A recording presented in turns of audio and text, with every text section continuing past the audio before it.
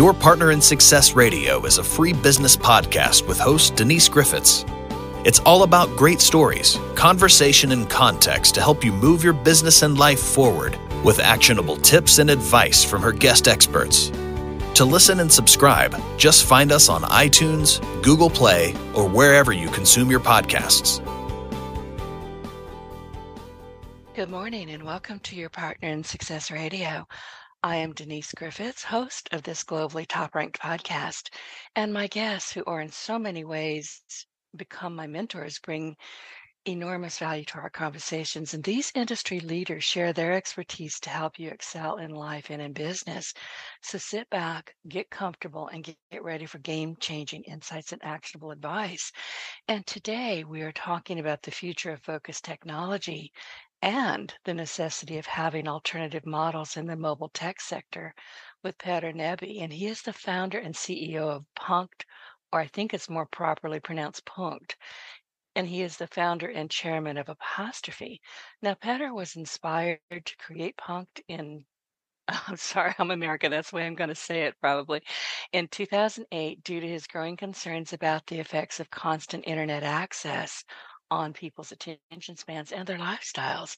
And his inspiration came from personal experience and observations of how technology, particularly smartphones, excuse me, was impacting daily life. And then there is this, and this is important. Smartphones are the weakest link in an ever more connected and precarious world.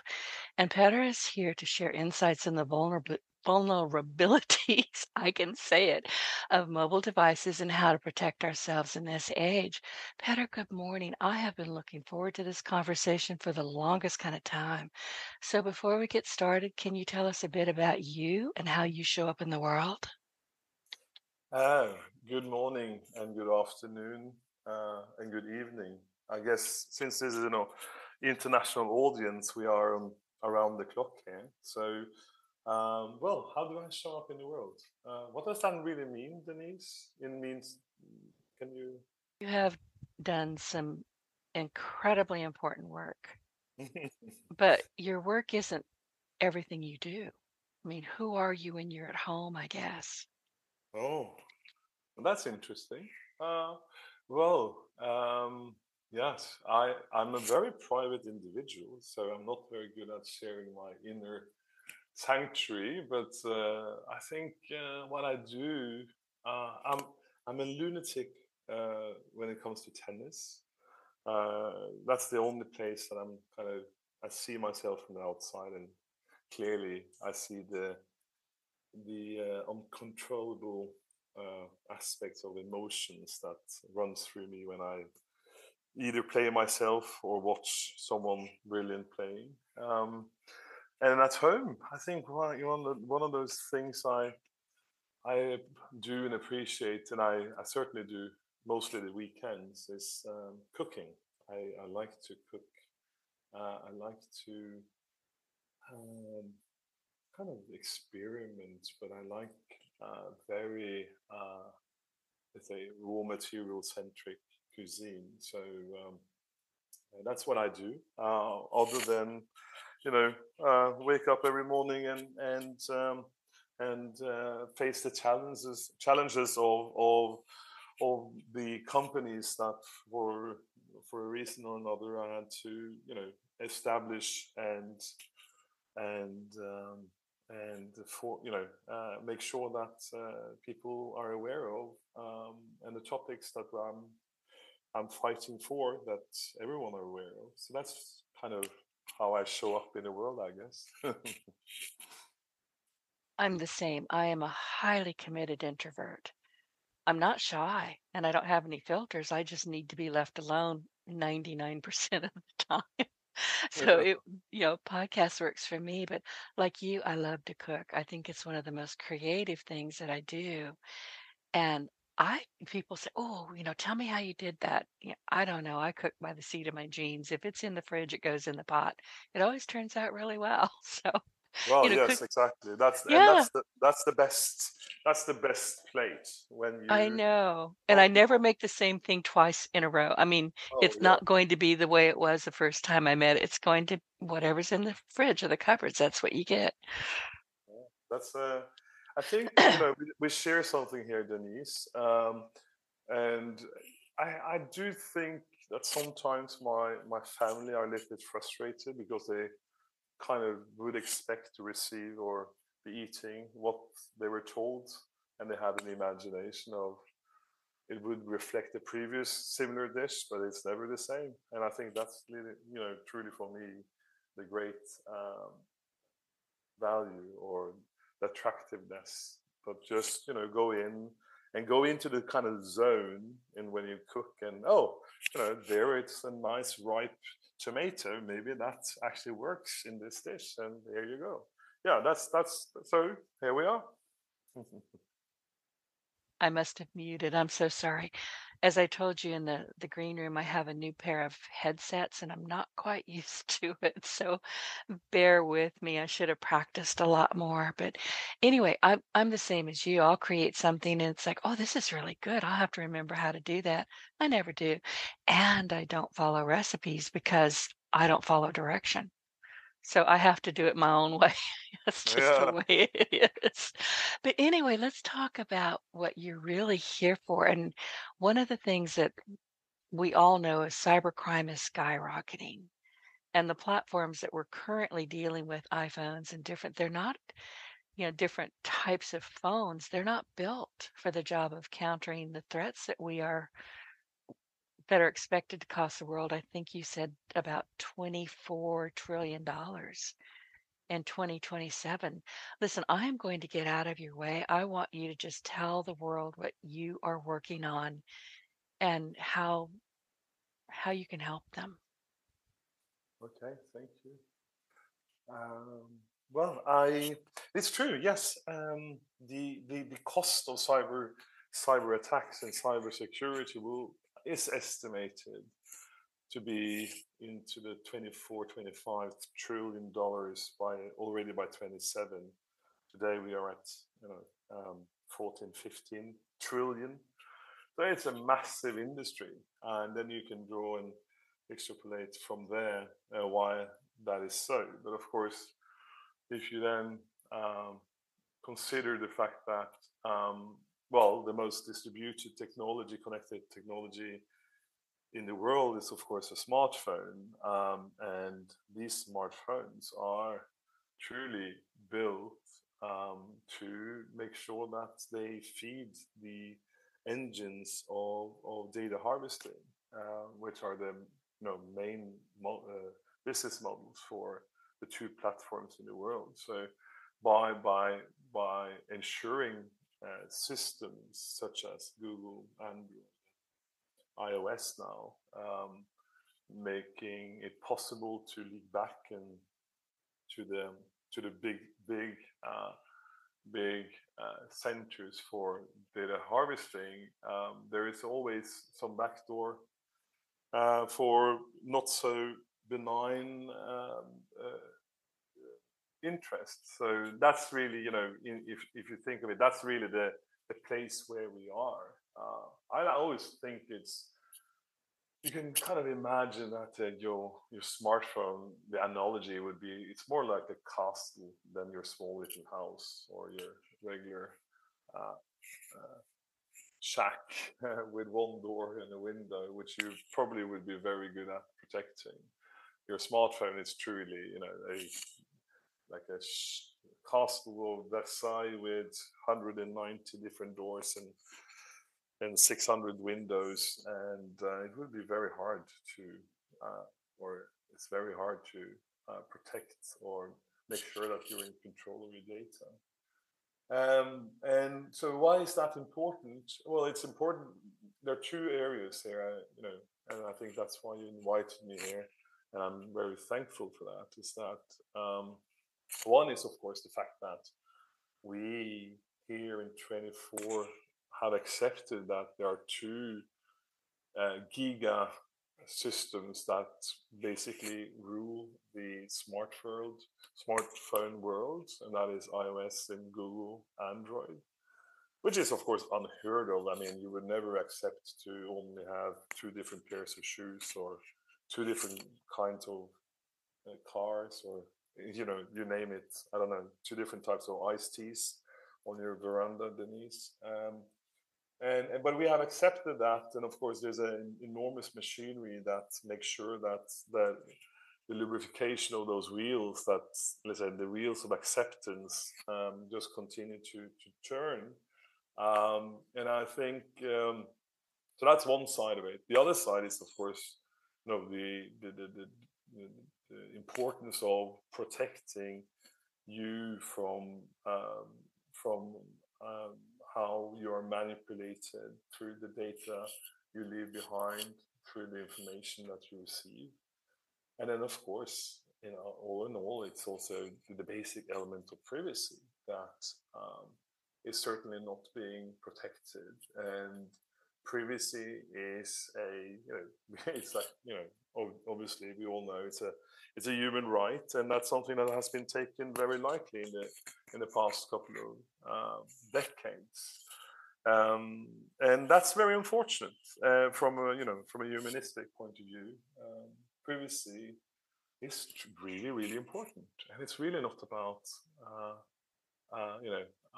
gangsters or you name it. It's truly about the importance of protecting certain vulnerabilities that you have as a human being. We all have that, and you want to be in control of that. So here I am. As you mentioned, I started a company called Punkt. So Punkt is absolutely fine,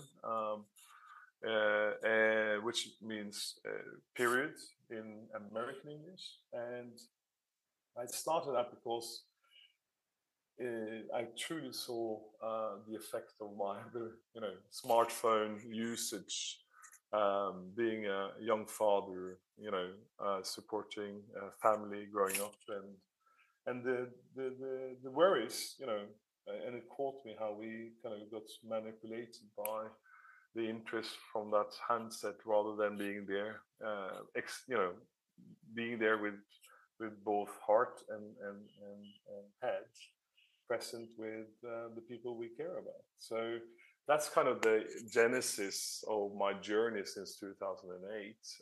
And as every journey, you go towards a direction, but it's, of course, makes turns and changes as the world changes. So with Punkt, then this kind of second phase, we launched a mobile simple feature phone, or what you call that, a foldable simple phone, in 2015 to provide an alternative to the smartphone. And why would you want that? Yes, because it's fantastic. The mobile phone, the smartphone, is a fantastic tool that makes it so efficient to be a professional, but also a football mom or a cooking dad at the same time.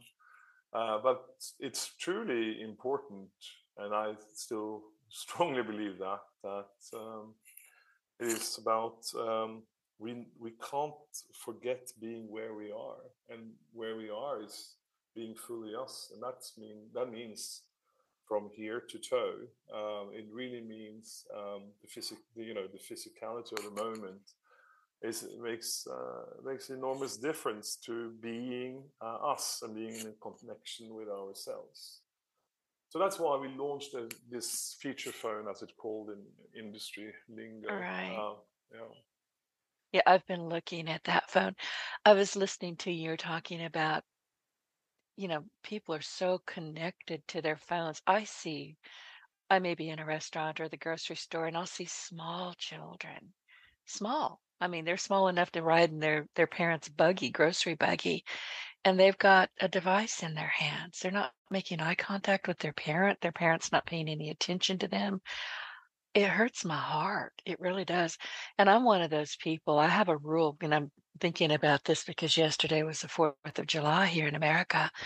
And my friends know that when they hit my front door, that phone goes off, not muted, off. I won't feed them. Seriously. That's And I've made the rule. I won't feed you. Hold on to that rule. And well, it's the same in my household as well, Denise. So Of course it is, and it really hurts to see, as you mentioned, you're in a restaurant, you're in a social place, and you don't seeing small children. That's absolutely uh, wrecking. And as you say, the attention that we give our most vulnerable people is a disgrace, and disgrace. Or it's so sad to see, because we are we are guardians of their upbringing, to be shaped and be ready for a world, and that world cannot only be preparing them to swipe left and right and hold it down. It's about being a human being, and that's the celebration of being a human being in fully itself, and not only about capabilities with your thumbs and your fingers in general. So that's the other. I mean, you also have seen couples in the restaurant, in the same restaurant, and they're sitting on each on their on each of their smartphones. And how isn't that sad, especially a young couple that should be talking about all those challenges and the opportunities that sit in front of them and going through life together, but they rather sit there on their smartphones. And this is something that is of course, that's very much the area where kind of Punkt started to build some products to give us all an alternative, because alternatives, there are a few in the device sector. So, and I think the analogy is truly, your fridge is probably, if you're on a diet and your fridge is full with all the fattiest, greasiest, sweetest things on earth, because you really crave these kind of things, how can you ever be able to, be on a strict diet if it's just to open up and have a scoop of that vanilla ice cream or whatever you crave? So we have this kind of necessity to discipline ourselves when everything is there and well available all the time, and that discipline is very hard when you have such a enormous fridge with all the possibilities the world has on offer. So that's really where Punkt started, and then of course what we have done since 2019 is the excitement that also our fellow friends and I think Nathan Schulhoff, who's also been on your podcast, that He certainly has. excited him when we met in Las Vegas at the Consumer Electronics Show, is that we launched a new smartphone operating system, and that takes it, of course, to a different level when it comes to my daily activity, because making nice, well-designed, thoughtful technology or devices is one thing, but now, since January, we've gone live with this alternative mobile operating system called Apostrophy, which then, of course, power the Punkt smartphone, and that's all about being in control of your data, and that's it's an enormous mountain to climb, and thankfully with such as our friend Nathan and people that really understand the undertaking that we have taken on, and truly showed showed and demonstrated that you can, is mind blowing. Sometimes I really need to kind of touch my knock on something to just make sure that we being so incredibly excited about what we have truly managed to pull off with so relatively few resources, especially if you compare them to the Google Android world, and so that's where we are. And that's I would call it a big mission, and that's what we're gonna be working hard to make everyone aware of, that there is actually an alternative now, and I think the world deserves an alternative. Oh, Um, yeah, I uh, agree. and it's a high time, and I think he sort of managed. And when we worked early on these concepts already in 17, at that point, not truly believing it would be possible to pull it off, but just in workshops thinking of how we would do it. And I think what we have done is, has been said, is that actually you can you don't forego any convenience with your current platforms that you use. You just add a layer of control. That means that you have a kind of a great, a solid place, just like your home, where you're in control of the information that leaves, or where how people can peek into your little space. You're in full control of that on your on your smartphone. And then if you need to go out, you of course, people will see you, and you're in a public area, and that's part of being a human being. People will, notice you, and that's all absolutely fine. But you're in control, and you choose to go where you go, and that's also a part of it. That it's not only that you sit in a in your own, again, analogy here, of course. You just don't sit in your little house. You go out and explore and do as you always do in real life, but you're in control of that as you also on your in your digital life. So that's really the concept overall. So as Nathan liked to say, you you have all the convenience of the world. You just sit in control of that convenience and how much data you share wherever you go within the digital universe. Those who are wondering who Nathan Schulhoff is, he is known as the godfather of the MP3 player. He knows about technology. And when he introduced you to me, I was like, yes, I want to talk to him. There wasn't even a question. Yes, yes, yes, please introduce me. But one of the questions that I have for you and right now is what is Punkt's and Apostrophe's approach to personal data sovereignty? How does that differ from the ones that you just mentioned, Google and iOS? Because as I shared with you in the green room, I have an iPhone. Do I trust it? Oh, heck no. Yeah. I think I said Well, another word, but no, I don't yeah, I trust it. think you did, but Yeah. that's okay. No, I mean, the of course the only alternative business model is that you have to pay to be uh, using systems that normally are paid for with your data. So the business model of Apostrophe is, truly is that. Just as you pay for watching Netflix or whatever you do, you pay for having full control of your data. So Apostrophe is a data is a subscription based Okay, got it. platform. So you pay for that, and your data is stored on your hand and encrypted on your handset, or it's encrypted and stored on the servers in Switzerland.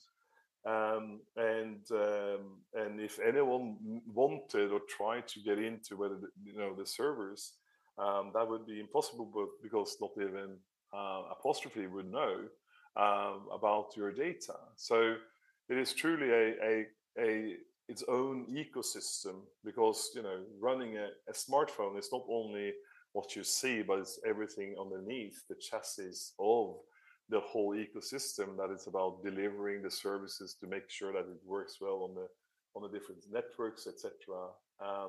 And that's what we have built to then deliver. And you have to pay to make use of this, little other planet that sits in parallel in a parallel universe, and But of course, this is not an NGO. This is someone, it's a for-profit business, and we want to thrive, and we want to take a 1% of that enormous market called the mobile OS market, and we believe and we see that the world is waking up to this topic, and more come towards this. And it's, of course, until now they didn't have any alternative. So here we are. Why did you choose Switzerland as a base for Apostrophy? And how does Swiss law support your mission of data protection? Oh yes, I think everyone would associate Switzerland with cheeses, clocks, and mountains, and of course banking, and of course banking for good and for bad. But the point is that what is the essence of where the banking history comes from is about privacy, and when it comes to privacy, that is of course incorporated into the Swiss law, and it is fiercely protected by the Swiss government, and it's of course its neutrality means that there are no one that would ever be able to force a Swiss company to reveal that, other than in enormously precarious world interest situations, which has happened when it comes to banking. Of course, with data here, as I mentioned, you have the layer of encryption that is out of even the control of Apostrophy.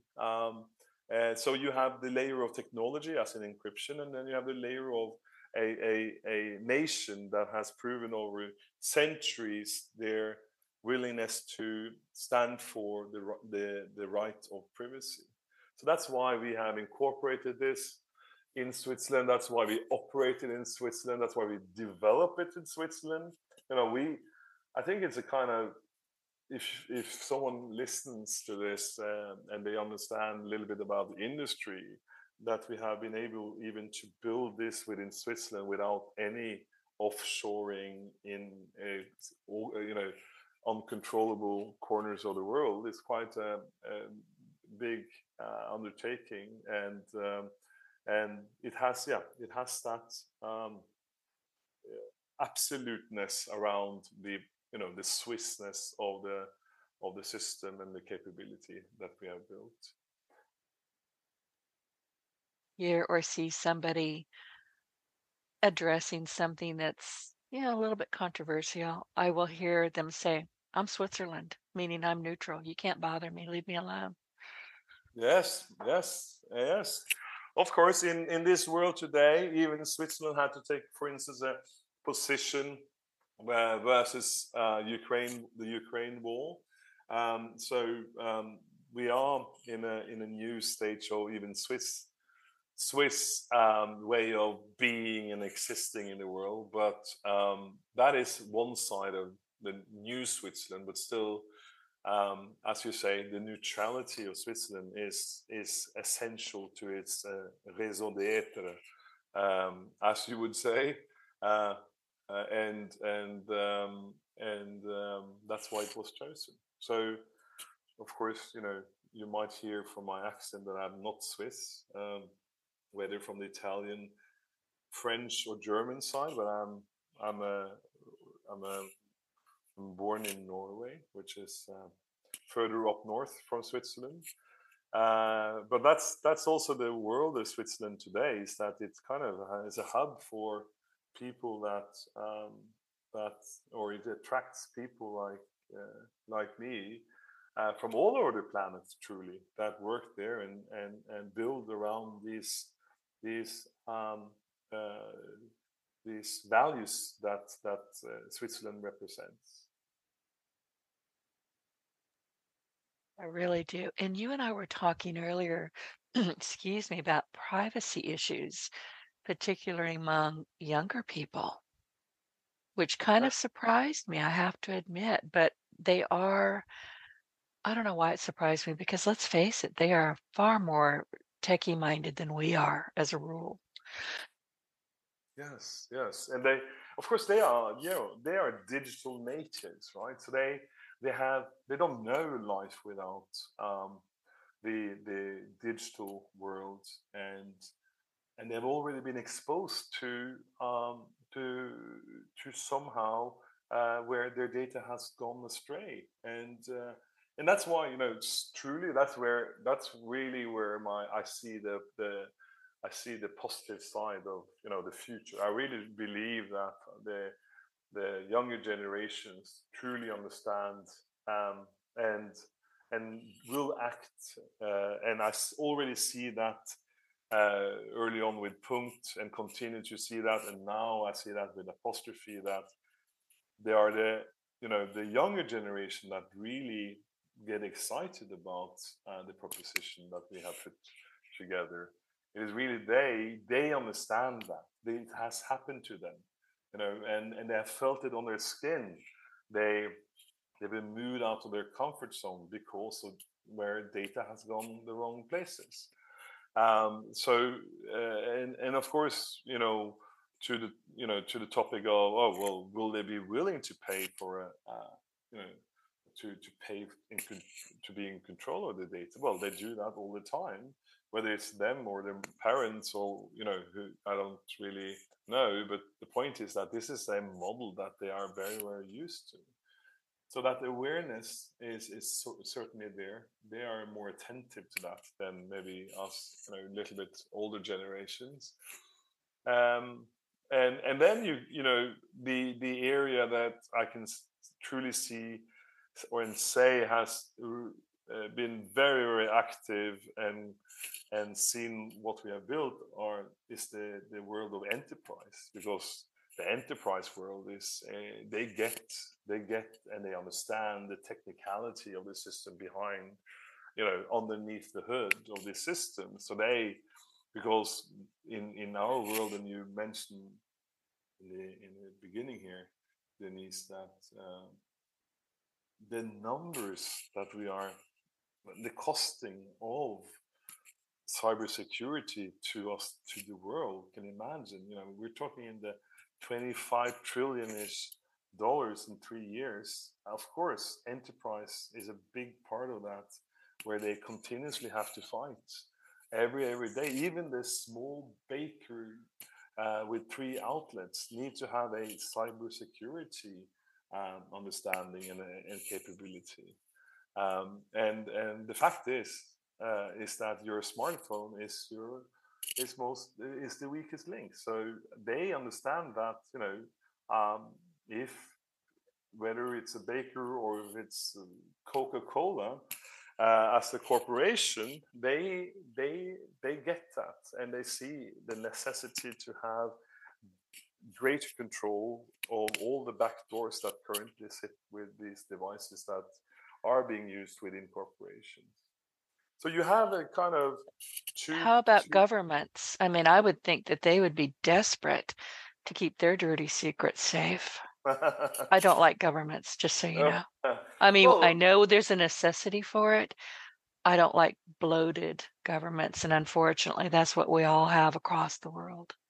Yeah, well, it's sad that you say that you don't like governments, because and that's a result of what has been going on for the past years, is that we have governments are, as you say, bloated, and they are not really capable of doing the main things that they are supposed to do, such as creating creating the rules, the clear rules and regulations for how the world within their walls need to work. So, but when you say that, yes, what do they? Of course, military. Let's say the defense ministry of a government, they certainly already have some hardened tools for their communications. And these are very, very specialized military grade, as they're called, and they are there are devices and systems that very few people know truly anything about. Um, so yes, could a government make use of Apostrophe as a platform? Absolutely, would they? I do expect that some will do so, because they can also take the whole platform and put them on what you call in technology terms on premises, so that practically they're in full control of all that platform for distribution of information on whichever device that are allowed to sit on it. Governments are slow, so that takes a little bit of time. But I do expect, and we already see the beginnings of certain countries looking at what we're doing. But I do expect that in the near future that we will have some governments making use of that. And that's, of course, from a business perspective, a super important part of the value creation, or the monetization that we can afford to expect from in the coming years. So there are specialist systems today. Again, the problem with these military systems today, once there's someone somewhere that need to be part of the inner circle, if that's not done and implemented correctly, that's when you create exposure. Example, we had the secrets being revealed by Putin when Germany had discussed military equipment, and one of the people being on that call were calling in from Zoom from Singapore, and of course the exposure happened immediately. So of course there are also limits to what a technology system can truly do ever, if it's going to be working for, whether it's for governments or corporations. They can build it and harden it as much as possible, but there are certainly people are truly at the end the weakest link in any secure environment, of course, and what they do on their phones. Listen, I wanted to ask you, because we were talking about Punkt, and you have several different devices, but one of the big questions, and I can hear people listening and going, yeah, but how do they work? So my question for you is, how do your devices, let's say an iPhone, type of phone, how does it balance functionality and user experience with protections? And if you're using an iPhone, as I am I going to lose anything important, or how does it work? I guess my real question is, how does it work? How do people utilize these phones? Because they look very simple, and I like that. Thank you. Yeah. Well, so today from Punkt, which is making hardware, you have two phones. You have one, what is called a feature phone, which is a very simple, minimalist phone that truly you can only make calls and you can text and you can use Signal as a communication application.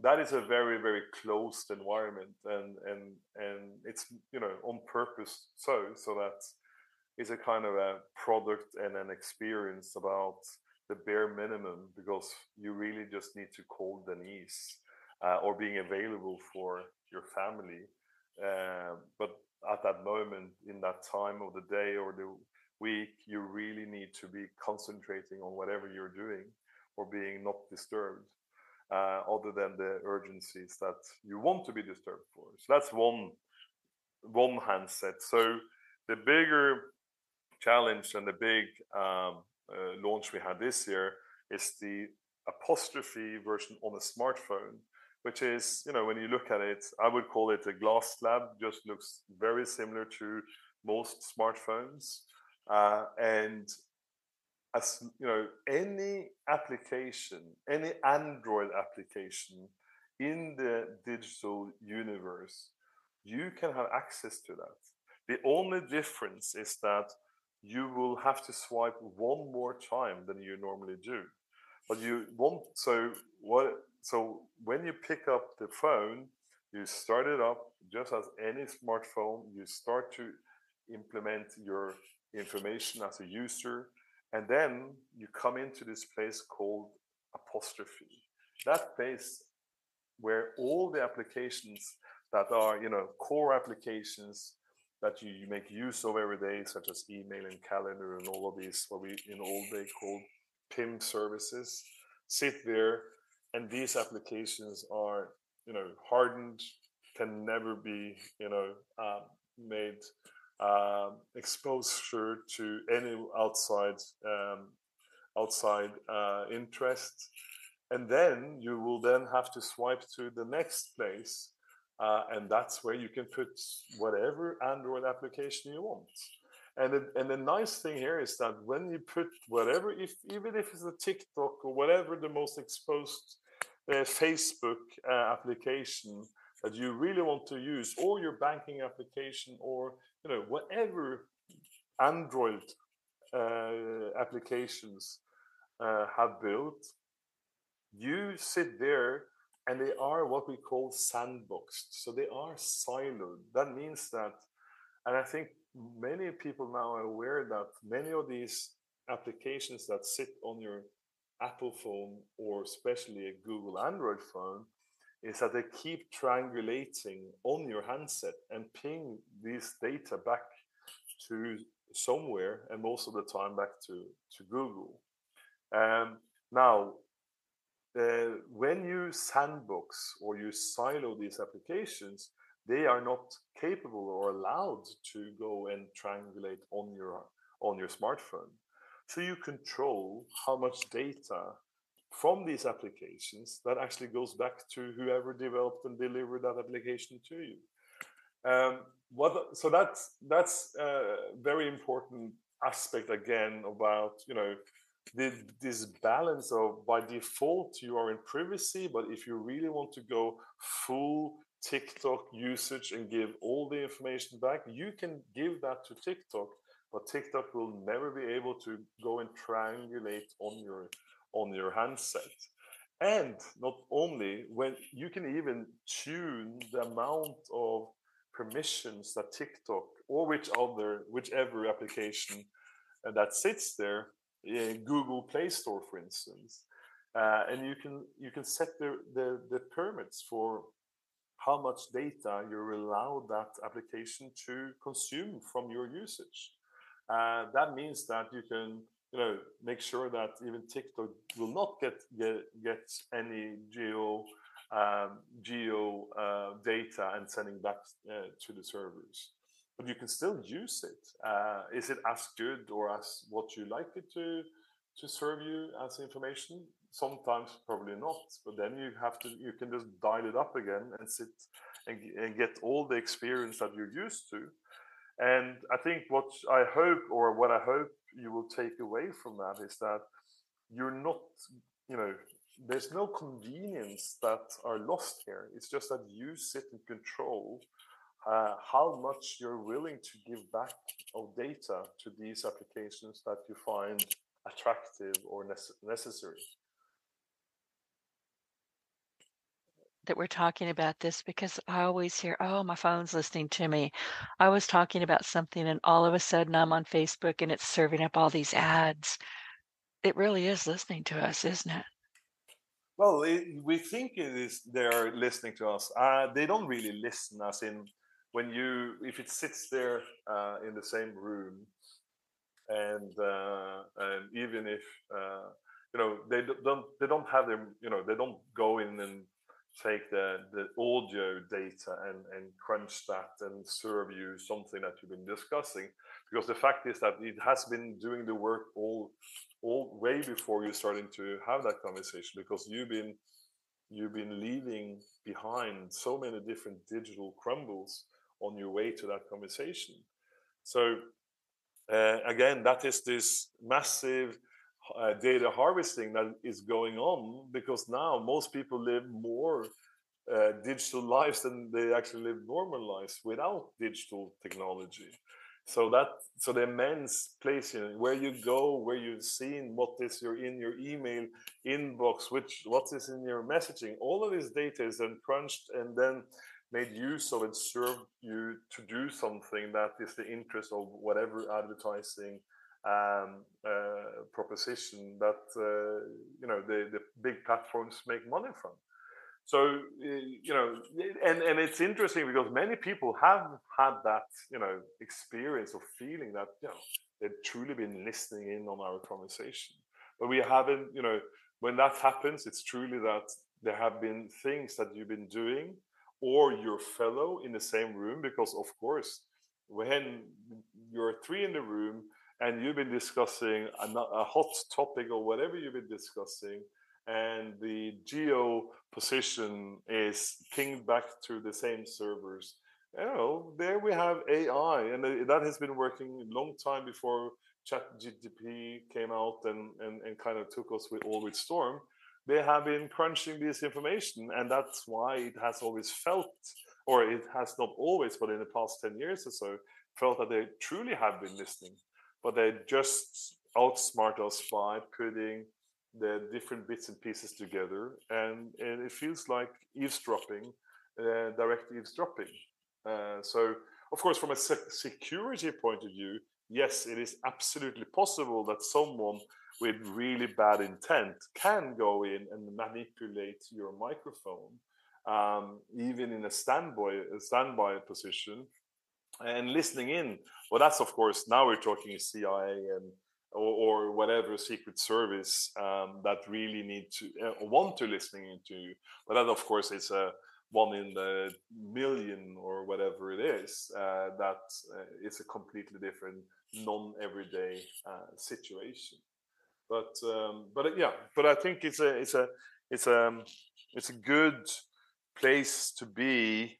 That feeling that many have had, that you have been listening to, but the truth is that you haven't been. It's all those different engines that have been crunching all those data points that you have been willing, gladly so, knowingly so, giving so much information back, that they can give you that sense that they are actually listening to you. And that's pretty scary. That is really frightening. And I know you're right. I mean, I have never had the sense that my phone is listening to me. If it is, I'm boring. I'm talking to the cats. They're gonna they're gonna leave because I'm not saying anything out loud in my house that I'm ashamed of. But it does feel like we are under a microscope all the time, and that's frightening. But I wanted to go back to the phone because I'm going to wind up with one. I know I am. And I wanted to ask you because look, my iPhone, I use it to text and take pictures. That's pretty much all I use it for. And make phone calls. I don't work with it. I don't give it, my phone number is private. I don't give it out to anybody. There might be, excuse me, 10 people in the world who have that number. I'm pretty fussy about it. But my questions for you, and I'm going to try to get into the how the phone actually works. Let's say I'm going to change. I'm going to change to your device. Hang on a second. I'm sorry. Playing havoc with my voice. But what are some of the things that I can listen? I use a VPN. My bank needs to be able to connect with my phone. Do I have to give anything up, or some things maybe I just don't even want and don't need? No, yeah. So VPN is interesting. So that's at a system level, it's by default the phone has a VPN. It's a part of the Apostrophy services that you actually pay for with your subscription. But again, this any banking application or whatever application that has been built for a Google Android platform, you can use on this phone. So I think what I said earlier, the only difference, it takes a swipe to the right and you go in and you use whatever application you like. Even you can have your Google Play Store that serves all of these applications still you're in control, and still the convenience is there at your fingertips. So it is truly everything else that is underneath is, it's like your car. It's just another car. It's underneath the engine, how it works, that it makes the difference. But you, as a driver, you will find a wheel, you will find a shift, and you will sit there comfortably. It just looks a little bit and has a different smell. Maybe the leather is more honest, I don't know. but it's truly just another car, but it's the engine and how things work underneath that really is makes the difference. And I've been watching what you're doing, and of course our friend Nathan keeps me posted like, oh, this is what's happening, and he's very excited about your company. But my question now is, how do you see the landscape of personal data protection evolving in the coming years? Not now, coming, because you know things that we don't know. So Mm. what role do you envision for Punkt and for Apostrophe in this future that you're envisioning? Well, I think I see. I've been at a couple of symposiums at universities lately, with where privacy has been discussed, and the future has been as dark as a pitch dark night, and most of the reasons for that scenario has been that those two platforms, whoever will be able to come up with an alternative. So being in these places, whether they are academia or politicians, the fact that you can give them a handset and show them how an alternative actually works. In the beginning, most people even wouldn't believe that it's possible, but after a couple of taking it for a spin, they've seen that it actually is possible to make use of a different system where privacy comes first. So for government or for regulation, of course, in the near future, I see, and of course in America as well, Brussels truly tries to put a shape to that, but of course their hands are tied on their back. They have a force, which is their market size, that is attractive to any technology supplier. But of course, there's a limit to force the respect on privacy, and that has to do with, I think, still today there is this seduction of technology, as in it's a kind of as a wand, a magic wand, where it feels so wonderful that to put some restrictions on that feels like it's backward thinking, Luddite thinking. So, but seeing Right. now, seeing now the world, and seeing that there's not much new technology that we are seduced by. That's when the questions and the conscious awareness starts to evolve and develop, because we're not so much seduced any longer. Of course, now we have this big thing called AI, and that's a completely different conversation that we can also talk about maybe another day. But that is just another. I definitely want you to come back, so let me get that out of the way. I would love to have you come back maybe in, gosh, it's July. Geez, maybe September, October. So we'll talk about that later. Yeah, no, thank you. I would love to come back if you think it's worth so.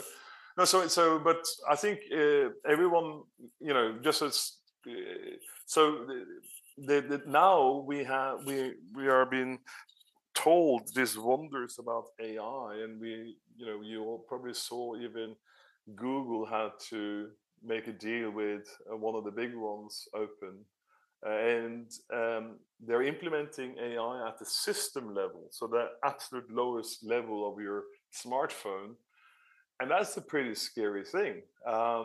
why is that scary? Because not only is this about the data that going back to the big servers that is controlled by entities that only and you don't really know what they do. The other is that it's from a security point of view, that's another exposure that I think not many have truly thought about. So and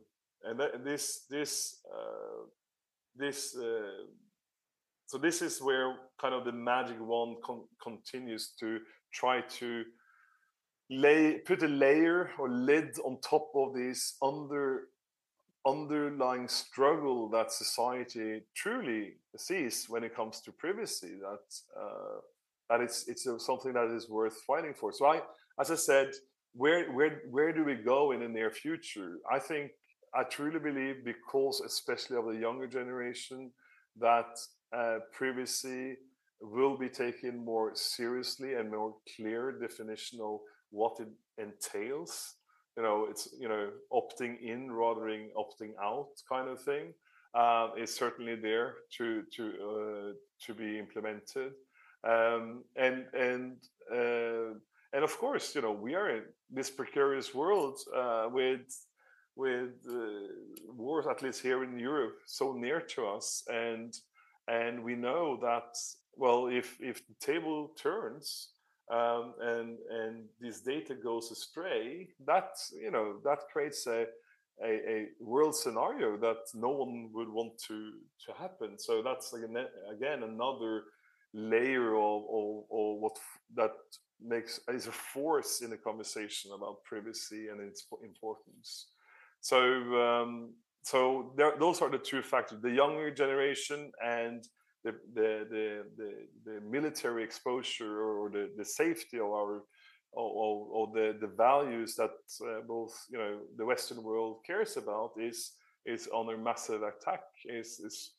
Are two important drivers for where privacy will sit in a stronger place in the near future. That's where I think. And then of course, as I mentioned, meeting politicians and academia, I see that by actually I do things. I don't write books or I do study at the university. I just do things because I believe they're important. So by pulling out that rabbit out of the hat and showing that it is actually possible to provide a consumer or an enterprise, whoever you are, an alternative without foregoing the convenience that we are so used to, should help the progress towards a clearer, stronger privacy protection for all of us. Listen, I don't know about you, but I've been watching and listening and paying attention a lot more since COVID. And it occurs to me that the entire world, and this may be an exaggeration, it probably is, I'm prone to them, but it seems to me that many, many of us populating this globe we're laboring under a low-level sense of dread. It could be privacy, it could be anything, but we're all worried about something. And that concerns me. Yeah. I think, COVID has made a big impact on us. And I think in my mind, at least, there are two places there. One is, first we fell in love with connectability, because we saw that being stuck at home, being at least able to meet people over Zoom or whatever we did, and absolutely the possibility for any white collar worker to actually function relatively okay through remote working. But what we then found out is that we are human beings. We are social animals. We need to be with people. We need to experience things. We need to be exposed to things that we don't know what we are exposed to. That is where machines should not sit. That's where we need to sit. And I think that And we see that, look at the traveling that people are doing now in comparison to before COVID. It picked up immediately because people just needed to get out and have experiences. So that's one thing. And then, of course, there are many questions around the different programs of protection for society through COVID protection that have been later been scrutinized. And of course, they were not all very, very necessarily all the right decisions made, even though most people believe that everyone made decisions with good intentions. So, but I think the awakening of being a human being and living outside of the digital sphere is kind of what I believe is the positive takeaway from our lockdown situation.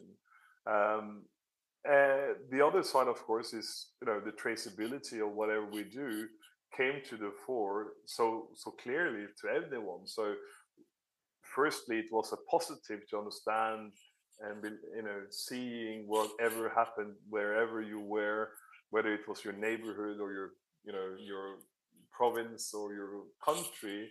But then later, as that slowly was digested, you kind of probably understood that, well, that's this is a massive infrastructure for watching and controlling and controllability over every single human being, and we shouldn't be liking that too much. We like that when it's the interest for all within certain degree of certain framework. But we human beings, we are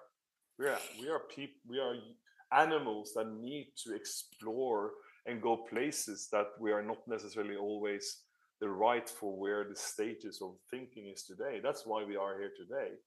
We are here today because